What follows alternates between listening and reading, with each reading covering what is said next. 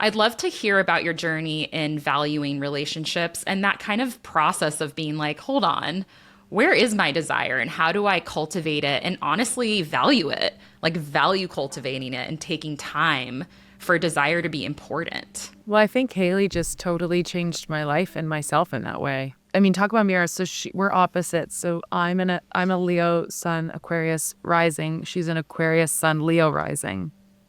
I know it's That's too perfect. good. I know I'm obsessed with her. We just fit like such puzzle pieces, and I almost can't explain it because there's nowhere to start the explanation and there's nowhere to end the explanation. It's Was the just desire immediate for you? Like the feeling yes, of but I like, didn't know how to feel desire. So there was something weird happening.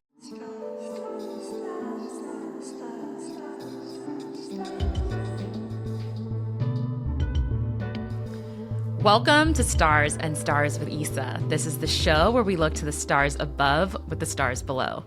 I'm Issa Nakazawa, your host and resident astrologer. And today I'm super excited to be joined by Lauren Chan. She's a model, writer, entrepreneur, and advocate whose work has consistently pushed against the boundaries of who gets to be seen, valued, and celebrated. As an Aquarius rising, Lauren really embodies the visionary archetype, challenging the status quo and instead creating a new way forward that serves us all. From founding a size-inclusive fashion brand to becoming the first out lesbian to appear solo on the cover of Sports Illustrated, her presence is not just visible, it's paradigm shifting. And Lauren hasn't just redefined beauty in the fashion industry. We talk all about how she's also lived publicly and courageously the journey of redefining beauty within herself. So without further ado, let's get into the episode. Lauren, it's such a blast and a pleasure to have you on the show. And I'm so grateful that you're here with us today. So welcome to Stars and Stars with Issa. What's up? How are I'm you? so excited to be here. Thank you for having me. Listen, I don't know a lot about astrology. Crazy for me to say that as a lesbian, but I'm so excited to learn today. I think a lot of people know maybe their sun sign, like the top three things you could say, but not have a deeper relationship to it. Do you have any? I always ask guests like if you have any thoughts on it or any like even like philosophical relationship to the cosmos or being part of something bigger. Spoiler alert, I am a Leo sun, so I do feel seen in that. I also have a relationship to the Chinese zodiac because I'm half Chinese and grew up around Chinese folks. And so I'm a year of the horse. And I also relate to that. And so, I won't say I'm like a full believer. I'm certainly not a cynic. So I just guess I don't know if I'm convincing myself into that. And I'm ready to be enlightened to the truth. Let's get into it because I want to kind of start with young Lauren. But first, we always start with sharing your big three with the listeners because they don't know your chart. So like you said, spoiler alert, Leo sun, Aries moon, which everyone knows I am as well, Aries moon fan club, and then Aquarius rising. So beautiful chart, lots of fire, although there is such a beautiful balance of elements and modalities throughout your whole chart. But we always start with your ascendant, your rising sign, which just as a kind of, to simplify, it really is how you greet the world. So I would say one of the paradoxes at the center of Aquarius is the outsider, who also governs collectives and communities. So that's why it's such an activist, visionary sign. But it's ruled by the planet Saturn, who sits really far away in the solar system. And it needs that outsider status precisely to understand the necessary interventions. Because I don't know if you relate to this, but if you belong too much to a group, it's really hard to critique it lovingly because you're so invested, right? You sit at the center of it. Whereas Aquarians have enough perspective in order to say, hey, what are the traditions that I actually think we need to break? What are the expectations, the normative standards of beauty, the ways we're expected to show up that I actually want to intervene and create a new way forward? So this is like a really big signature in your life. But I always like to start from the very beginning of like growing up before we necessarily have this full complex awareness of that, right? Because when we're young, we really want to belong, right? Like even if we feel different, belonging is actually a big part of our safety and survival. So I wonder if you can take me back to young Lauren and if there's like an early memory where maybe you did start to have an awareness of feeling outside the norm, but simultaneously aware of what's expected from you and of you. Well, I feel like I felt othered as soon as I can recall being in school. I Oh, feel like wow. because I was taller and bigger than everybody, because I was Chinese and Armenian and mostly in a white town, I just Mm. felt so othered. I'm telling on myself when I say I don't have a lot of childhood memories, but there's one that I distinctly remember. I was maybe grade 6 or 7, and we were at recess, and a boy either like shoved me or something and called me the Jolly Brown Giant, Oh, which wow. was a not so clever play on the Jolly Green Giant. I wish Shout you out to would, advertising of the bro. 90s. But that I remember. So yeah, that othering was always there.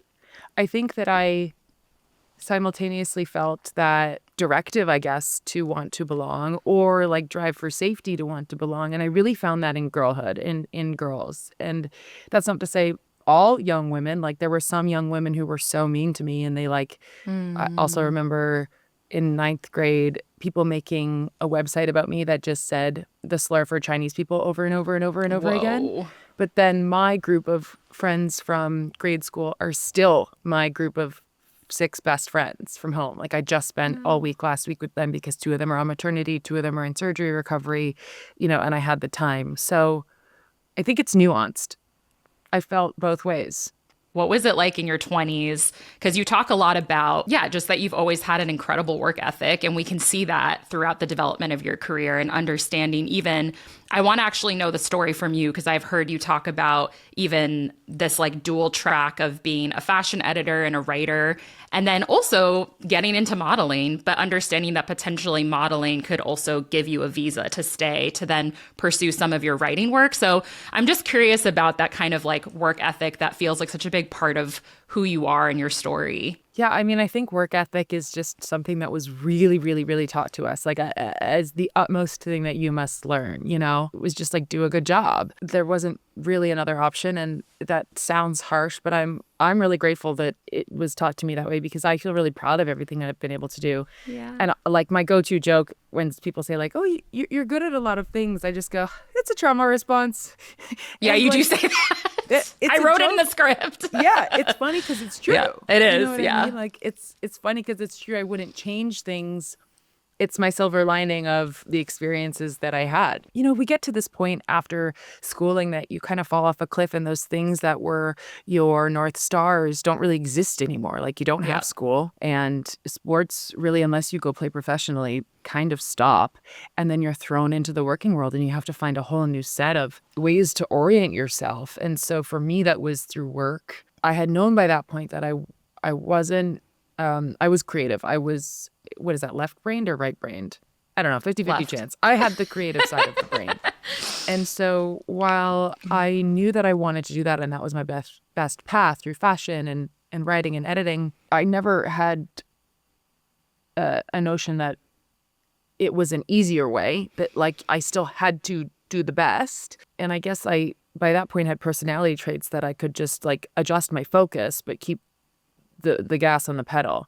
So in my 20s, that meant that I was in New York City and I was hustling to try to break into an industry that I didn't have the money, family, or social connections or experience to have any business being in. And that meant that I was going out at night trying to meet peers. I was interning. I was going to interviews around the clock. I was also going to informational interviews. I was part of like seminars and workshops with this company called Ed 2010, which was meant to help break people into the fashion publishing, broader publishing industry. I was freelance writing. I was on like Oh my gosh. fashioninternships.com every day. It was like a full grind to try to get somebody to take a real bet on me with a full-time job. And I did that for 2 years. And I remember thinking, okay, if it doesn't click soon, I'll move home to Toronto. I'll try it there. And that's when I got hired at Glamour to be a fashion writer full time. And obviously later there is where things really started clicking for me and I found my niche and my passion. I started building community, later left to start my own company. And now I'm sitting here with you. So that was kind of the clicking moment for me. And that would have been in 2015. Did you ever deal with social anxiety in those things, like in those early days of New York and having to like introduce yourself and I imagine just like be really confident and self-possessed? No, that's not one of my battles in this life. Sorry, sorry. I just love people and I love a Yeah. challenge and I love new things. Yeah, I see that for you for sure. I'm really okay being embarrassed. It's not like I won't ruminate on it later, but being embarrassed doesn't really stop me from doing things, I guess. It's not that I don't feel it. It's not that I won't go up to someone at an event and say, "Hi, I'm a huge fan of your work," or da da da da. I also think that that's balanced with being Canadian, though. And so much of me is Canadian in, I think, how kind we are, how polite we are, how Mm, unself-centered we tend to be as people. And I think that I just try to approach people the way that I, love to talk to people. I love And the that. folks that stand out to me are the ones that like make me feel comfortable and make me feel excited. And yeah. I love that. One of the mantras I would say for Aquarius risings too is not just I'm different, but my difference is the point, or that difference is something highly generative and can even be a turn on. I watched an interview where you described a new definition, an updated definition of beauty precisely as embracing that difference. And I thought that was really beautiful.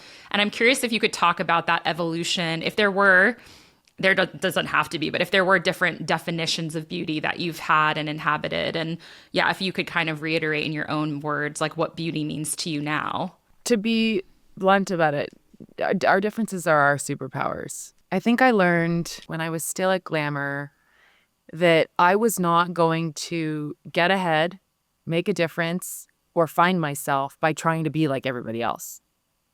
And that Mm, spans like getting ahead in work, building a community with other people, and finding myself internally. Like the big three areas of life, none of them were going to be served by me trying to be like other people. The time at that age and for all the preceding years of my life, being like other people was largely had to do with how I presented and looked like, right. as a young woman. That's what we're taught as our like utmost value in life. And so I, of course, like everyone else raised in this culture, like thought that there was one beauty standard. There was one way to be valuable based on how you looked. And that was to be, cis, white, thin, blonde. And that comes from all of the imagery we see in this culture, from commercial work to art to advertising and fashion. It's just everywhere, really. And so I think that started to change when I became a plus size model.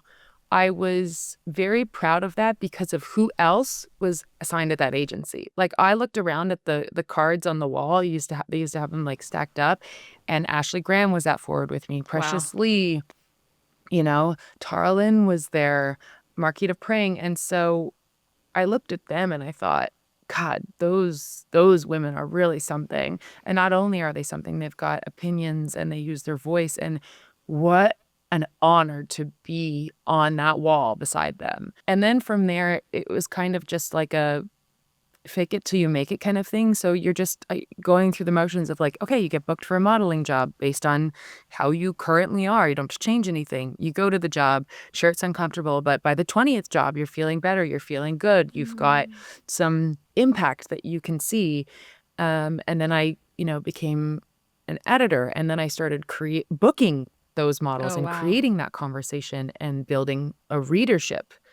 And that felt really good. And then I started designing clothes. And so by the time I had left Glamour and launched my own clothing business called Heading, which made plus size luxury clothing, I was fully of the mindset that the beauty ideal is bullshit and all women deserve to be represented and celebrated and have access to product or content that reflects and celebrates them. When you were first speaking to it, one of my questions was in that moment where you said you were aware that your difference was actually going to be the thing that connected you to other people. Can you ground that for me? Because I feel like other people have that opposite feeling where they get into those spaces and they feel like they need to shapeshift even more to get ahead. So what was Well, I happening did there? feel that way. Oh, And you I did. was Okay, doing okay. that. And I was trying to be like everybody else at Condé Nast. And I so was not. The Devil Wears Prada 2 is coming out. We can all remember the first one and imagine what those folks looked like and what that office looked like. And I was a size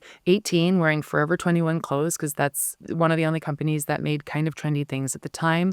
I was not white and I was not super wealthy. And so I really tried to not take up too much space, Right. to dress as much as I could like everybody else, to kind of behave the same way and write the same way, and like have my work be like their work. And I was in a car with my editor-in-chief, Cindy Levy, at the time, on the way up to the opening ceremony show at one of the piers up on the west side of New York City. And she asked me if I would pitch her some articles on plus size fashion. I kind of had a moment where I was like, oh my God, you can see me? Like, or like, why would you ask me that? That's so crazy. If our reactions and our personalities are like in a hierarchy, above uncomfortable and wanting to be part of the beauty ideal and assimilate was do a good job. So I went home and I did a good job and I submitted her the pitches, and that turned into, oh my God, that turned into everything for me. That turned into first my print column, then my online vertical. Then we started getting ad deals at the magazine at a time where ad sales were diminishing. We had 2 entire issues dedicated to size inclusive fashion, and I designed 10 collections with Lane Bryant. And then I left and started my own plus size business. And then I really kind of stepped in front of the camera again as this person in this body. And so it was the car ride. That was so helpful. Thank you. I'm just for listeners who are stuck in that feeling that there won't be any kind of input or output or feedback from the world if they actually step into their unique, authentic voice. I think it's really helpful sometimes to hear like, no, I also struggled with that. This is so vulnerable of me. I've been taking acting classes. And something that my teacher says is like, it should feel easy. Like, it's not good when things feel hard. It's not really working the way you think it is if you feel like you're working really hard at every, in this case, part of a scene. When I was working really hard at being like everybody else, all of my time, energy, money, work was going against the grain of myself. And once you get yourself on the right track, those things feel easy. I was so much more miserable, so much more exhausted. I worked so much harder trying to write 70-word blurbs about fashion news, about designers that I couldn't buy or wear or afford or what, because I couldn't fit into it, whatever the reason was. I felt like I had so much more energy and genius and flow and results when I did 20 times the workload working on size inclusive fashion.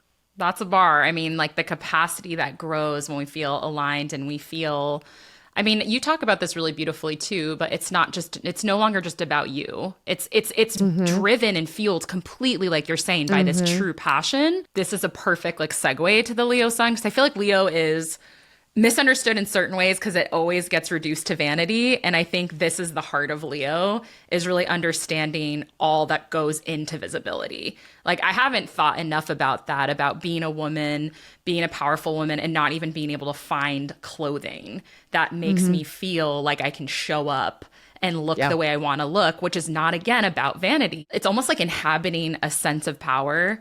And I'm not talking about like capital P power, but like feeling empowered in what you're there to do. And that's really wild. But, you know, I used to have all these stats at the tip of my tongue, but like that affects how much money you make, the positions that you have. And if you're in a job that is impactful within, you know, politics or justice or arts, then it has an effect on the people that you work for, with, or against. And sometimes it starts with, do I feel seen? Do I feel powerful? Do I have anything to wear? Yeah, that's really helpful for me to hear, because sometimes I feel like in the last 10 years, I've become so cynical about representation because it feels like it doesn't actually ever impact the bottom line of what it means to be like a marginalized person in this country. But I think I forget that it goes way deeper than the surface, because sometimes that's how I feel. I'll be like, okay, and especially because I feel there was this tide change where it was like queerness and being a person of color became trendy. And I don't trust that because I know what that means. It's like, it's just optics. It's not an actual commitment. You know, it's like, okay, we're going to just book all y'all for the ads in terms of who's in front of the camera. Right. And so I think that really helps me understand the deeper impact of not having access that it's actually an access question too. I mean, the trend conversation was a huge trend in size inclusivity. And some people, it's so nuanced. It has to do with a lot of core wounds too, right? We're not talking Yeah. about necessarily what people think about an ad. We're really seeing the reflection of people's core wounds. But my opinion is that if the trend is there, i.e. the door is open a little bit, we should take the opportunity to kick it the fuck down. Yeah, I like that. I think that's so important. So, seventh house suns like us, a lot of our identity comes through significant relationships. It basically means for seventh house suns, we need to be really discerning with who mirrors back our reflection. Because if we look in the mirror and what's being mirrored back to us is an image that creates confusion, it kind of creates this like back and forth mirror effect. Whereas when we choose a really good mirror, which I imagine just as a mirror that we really trust, or that mirrors back something authentic with us, you can only imagine how much that shifts and changes everything for our life path. And it feels like you're in a place where you've earned really good mirrors, like your marriage recently. And just, I've been really moved by you talking specifically about moments of like an awakening or reigniting your own erotic. And I love how you talk about it because it's something I yearn for more people to talk about because I don't think it's that intuitive. And you've been so honest and direct about the ways in which sometimes we don't know we're repressed in our own desire because especially if we're ambitious, especially if we're people who feel like we're on a mission in life, especially if we're women who are like around other powerful women who are like, oh, I don't even have time for relationships. Because if we're keeping it real, sometimes relationships are seen or positioned as a liability when you're trying to be successful. So I'd love to hear about your journey in valuing relationships and that kind of process of being like, hold on, where is my desire and how do I cultivate it and honestly value it, like value cultivating it and taking time for desire to be important. Well, I think Haley just totally changed my life and myself in that way. I mean, talk about mirrors. So we're opposites. So I'm a Leo sun, Aquarius rising. She's an Aquarius sun, Leo rising. I know. That's it's too perfect. good. I know. I'm obsessed with her. We just fit like such puzzle pieces, and I almost can't explain it because there's nowhere to start the explanation and there's nowhere to end the explanation. Was the desire immediate for you? Like the feeling yes, of but like... I didn't know how to feel desire. So there was something weird happening, I guess. Like, were you stuttering or like, what were we talking about? I think I just remember like feeling like I like turned a switch on, or I was like facing my body language to her. I wanted just like her attention. I was probably doing like that stupid thing in the movies where you're laughing like really hard at someone's jokes. You know? You know, I think of Adrienne Marie Brown's pleasure activism, and I do think pleasure and sex, like there's something threatening about it to capitalism. And entirely. it's something I've been thinking about a lot because it's so vulnerable. Vulnerable for me, meaning it's easy to talk about, but it's actually so deeply encoded that I'll catch myself being like productivity over everything. You know, like it's so easy to strive and then shut parts of yourself off. And I do feel like you and I share that in our birth chart where we do have an immense capacity for desire, but we have an equal immense capacity to just steam ahead and like go towards our passions, which could include hobbies and career stuff and bringing community together. None of those things are like intimacy. Right. None of those things are self-intimacy or building intimacy one-to-one. So that's why I'm so curious about your journey of moments where you've really dropped in and been like slowed the machine down to experience it. Well, then you add the intersection of queerness and compulsory heterosexuality. And for me, I didn't know that I wasn't living a life filled with desire or able to be in touch with my own desire because I had not had examples or experiences that awoke that emotion or feeling within me, right? Like I didn't watch lesbian movies. I didn't have lesbian experiences. I didn't have lesbian peers who were out at the time that I would have been in my formative years. That's all a result of the world being set up for people to be straight. Had I been growing up now and had this representation in media, perhaps I wouldn't have come out so late. So what was that moment of awakening? Was it just meeting Haley? Oh, I love that. So I know we've been on your Leo sun, your Aquarius rising, so I do want to go to your Aries moon. I'm an Aries moon too. Rihanna's an Aries moon, Tupac's an Aries moon, AOC's an Aries moon. All of the Aries moons to me are more Aries than Aries suns because Okay, our moon is our interesting. instincts. And, you know, people say that our moon is our more private innermost self, which I agree, but I also feel like an Aries moon in particular, because it's the first sign in the zodiac, it's the first shriek of life. We're definitely not afraid to say our piece. Like you said earlier, like, no, I don't necessarily relate as being someone anxious. Like, I can show up and do the thing and like fake it till I make it. It's very Aries. Leo is a fixed sign, and the fixed signs are here to sustain. So it's not that Leos aren't extroverted, but they really are about the container. They're the ones, they're ruled by the sun, and the sun sits at the center of the solar system. So they're the leaders, they're the ones that pull focus. Whereas Aries, we're actually on the move. We're like, leading and we're pioneering, and I always think of the word like trailblazing, which is a word I would use to describe you. You were the first solo cover of Sports Illustrated out. Right now I'm trying to get it like specific because you've been wording it so specifically. But I think beyond that, you are someone who seems very alive and driven by your passions. So I'm curious if you resonate with being a trailblazer even before like you reach certain milestones. Like, did you feel like your life has been, I don't know, just a series of meaningful risks or firsts? Yeah, absolutely. It's very flattering to be called a trailblazer, but I do resonate with the word. I do feel like that is a purpose that I have felt a lot of energy to take on, and a good use of my personality. It's like I will say the thing. I will go out there and try. Yeah. I will get the job done. I think that, again, being Canadian, I was a little bit less bold. When I thought I was straight, I was a little bit less bold. Yeah, my friend Precious Lee is the best manifester and trailblazer that I know. And when I moved here, she was one of my first friends, and she always told me not to let people try me. Oh. And I have just watched her completely think her life, think her reality into existence. And she's now a supermodel. I just had the luck of the universe to be around people like that, to be surrounded by lessons that were exactly what I needed to hear. I feel most alive if I'm blazing a trail and doing something new and being the first, and resetting how people think, especially about women and representation and value. Yeah, Like, that's that beautiful. feels like my purpose. Yes, I would agree. And I think you've lived that out really beautifully with Aquarius and Aries and Leo.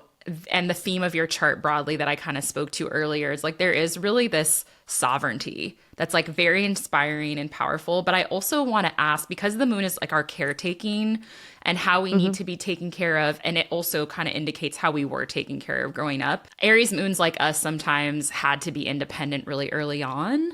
And so there's lessons throughout our life on receiving and softness and slowness. We both also have Taurus placements, which I think really help resource that part of us. And you have a Cancer Venus. So you have these like softer energies that really long for emotional connection and a different pace and like homebodiness. So there is that kind of balance in both of our charts, but it doesn't make it any less true that there's a part of us that can really lock into this gear where we don't really slow down enough to even get in touch with those deeper needs. So I'm kind of curious if that resonates, and how have you learned to balance those different parts of yourself that I see in your chart of like this ability to just go depend on yourself and also be softer and kind of get more in touch with what I like to call like self-intimacy. I don't know if you ever went through that encounter, that moment with yourself where you wanted to go deeper within yourself. I mean, I think I just know that if I either put the team on my back, or if I go do something isn't the way things have always been done, and I feel like I can do it, and I try, I know that the result will be something that is helpful or uplifting or community building. And that, I mean, that motivation to me can, like I said, pick me up off the floor. I also said that I probably will never have the stamina to found, scale, and sell a company in 5 years again. And I think that experience really did make me think about I guess not what, but how I might be not considering what that other softness needs, or if it exists, and what feeds it. And so I think that when the company was acquired and I moved into this chapter, being put on a public platform with Sports Illustrated, being openly queer and becoming an advocate for the LGBTQ plus community, I did that in step with keeping myself and my softness at the forefront and as a priority, I should say. And so I tackle this part of my life with that same fervor and ambition as the former parts of my life as an editor and a founder, but I do it knowing that finally these things have dovetailed, and that ambition and that work needs and relies on and is for the soft human part of me, right? That can get up and tell a personal story, that can be in love out loud. And that essentially, like I've always said, makes me feel part of and build community. That's a gorgeous integration because one of the reasons I love astrology is that it's a collaboration between different parts of us. Instead of viewing it as like mutually exclusive or like the tug of war language, I'm like, no, we can lean on these different parts of ourselves and integrate them. And I think that's such a beautiful example of like, no, like that part of me has not dimmed, but it's now just integrated with this other like soft core of me where you're really living. I feel like you're in a cool moment where you're living it, like you're living into love. It's not abstract. You're not on a podcast like pontificating about love. You're in it, you're creating it, and you're also visible, but from a different place of authenticity. What makes you feel good right now? Well, clothes, as you know, are so important to me. Yeah. I designed this shirt as part of my Pride collaboration this year with Joe Fresh. Yeah. And so we have a whole collection of Pride merch that is built under the essence of team. Our community has always had to go to battle and, be on the court and fighting. And, I really welcome people who aren't necessarily part of the LGBTQ plus community to get out there with us. And so that currently has me feeling really powerful. And of course, pride is, resistance, but it's also joy. And I think that specifically at this time of year, I kind of always, in the past few years, feel this way. I feel all of the nuance of what it means to be a gay person today. And it just, God, I could cry. I feel so lucky to have arrived here. Yeah, it feels really good. No, that's so beautiful. Thank you so much. Yeah, I love the idea of like that as a joy. Yeah. Also, last year during Pride, I worked with my amazing friend, Tash Fabrizi, and she is a life coach and she loves astrology as well. And she's recently getting into hypnotism. And we really worked on like what success means to me now and how being queer folds into that and like where I spend my time, my energy, my money, my work on, like I said, dovetailing those two things so that like I can feel aligned. yeah, and you are. I mean, you're living it. You're living as an example where we need more right now. We need more embodied examples of what it can look like, and also the shifts that the changes and transformations allow for to unfold is really beautiful. I mean, I've learned from such amazing peers, and so I really encourage everybody, especially like I said, this time of year, to like be looking to people who set the bar for art and defiance and joy and expression, because being around those people or even like following them online can really, really change your sense of self in your world and reorient like how you want to show up and be amongst people and what you want to create, right? That's beautiful. I love how many names you've invoked throughout the interview and your own constellation of co-conspirators along your journey. Well, Lauren, thank you so much for saying yes to this show and just being such a living example of your own journey and evolution. And it's definitely confirmed in your star map that you're living it fully. Are there any other like shout outs or ways that folks and listeners can stay connected to you, whether that's shouting out your socials or any other projects? Or yeah, I know you just did a bunch of that, but Oh, well, thanks so much for having me. This was incredible, especially because I did not know I was an Aries moon. So I'm about to be like this afterwards. But yes, I'm at LC Chan on social because Lauren Chan everything is taken. And Sports Illustrated swimsuit is here. And it's my victory lap after my cover year. So it's about to be a lot of fun. You can check that out at SI Swimsuit. amazing. Thank you so much, Lauren. Thank you so much for having me. That was Lauren, who is a Leo sun. As always, to end the show, I want to leave you with some key takeaways we can all benefit from, inspired by our stars chart. So one of the most illuminating themes in Lauren's chart is the relationship between her Aquarius rising and her Leo sun. Aquarius rising often brings an early feeling of being different, of seeing the world from the outside, even while trying to belong. And Lauren spoke to that so clearly, from feeling othered growing up to trying to assimilate in spaces that weren't built for her. But what's powerful is how that began to shift. She described a turning point where she was invited to pitch stories rooted in her lived experience. And instead of continuing to shapeshift, she leaned into what made her different. And that's where her Leo sun comes in. See, Leo isn't just about being seen, it's about expressing who you truly are. So this becomes a journey from I feel different, so I should hide, to I feel different, so I should lead with that. And Lauren said something that really stayed with me, that when she was trying to be like everyone else, everything felt harder. But when she aligned with her actual perspective, things began to flow. And I think that's such an important reminder that what makes you different isn't something to overcome or hide. It's often the very thing that creates your path. And that's it for our download from the cosmos this week. If you like today's episode, please leave a comment to keep the conversation going. Hit that subscribe button. And remember, we're live on YouTube every Wednesday answering your cosmic questions. Thank y'all so much for listening, and I'll see you next week.